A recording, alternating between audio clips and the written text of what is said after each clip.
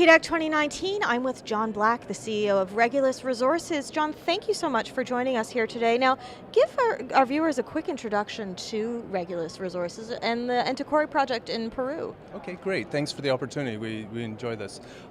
My name's John Black. I'm CEO of Regulus Resources. The AntaKori project's a large copper gold project located in northern Peru. It's one that we acquired a few years ago. Our group is a group of very experienced exploration geologists, and what we specialize in doing is identifying opportunities to discover large copper or copper gold projects, drill those out, take them through about a pre-feasibility stage, and then ideally sell those to a major mining company is our strategy.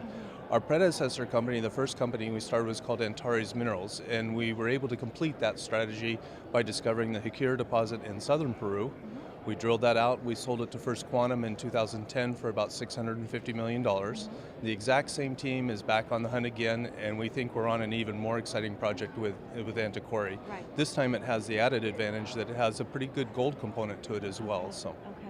Well, it's good to hear that the team has done this before and made these discoveries before. Let's look at the AntaKori project. Now, you've just put out an interim resource estimate on the project. So, give us a few highlights there. What is it telling you about the project? This project is a project that had some previous drilling, and when we acquired the project, it had a resource of about 295 million tons, an inferred resource, very preliminary, not based on very much drilling. We've drilled hard for the last year and a half on it, nearly doubled the amount of drilling available, and the new resource that just came out last Friday has 250 million tons of indicated resource at a higher confidence level, as well as an additional 267 million tons of inferred. So it's a very substantial increase in size at about the same grade. When we look at the combined metal contents between both inferred and indicated resource, that is equivalent to about 5 billion pounds of copper and 4.5 million ounces of gold, or 8 billion pounds of copper equivalent in the project. So it's already quite large, but we're probably as excited about the potential for it to become larger. This is a very good number, a very good step on it, but it's a snapshot in time. This project, as we continue to drill through this year, we anticipate in about one more year we'll be able to update the resource again and watch out for that one being another substantial increase. Yeah. Well, I mean, you're certainly not, you're not pulling back. You're drilling about, almost 25,000 meters this year. So why, I guess it indicates a huge amount of confidence in what you might find. So what type of potential, do you think it really exists here?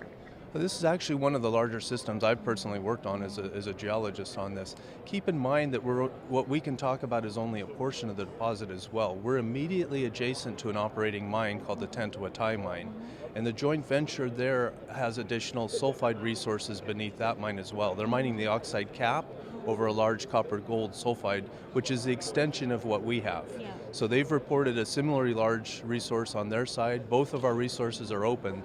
So eventually, I think when we can look at the combined resources between what we have and what's on the neighbors, this will become one of the larger copper gold deposits that's been found, frankly. Yeah. And certainly, Peru is well known for copper deposits. What's been your experience operating and exploring in the country? Yeah. We've had great experiences in Peru, and we pretty much work throughout South America. It's just the experience that our team has had. We've worked in most countries. And Peru seems to be consistently the country we always come back to. And I think a lot of it's the combination of it's a major mining company, so they have established procedures.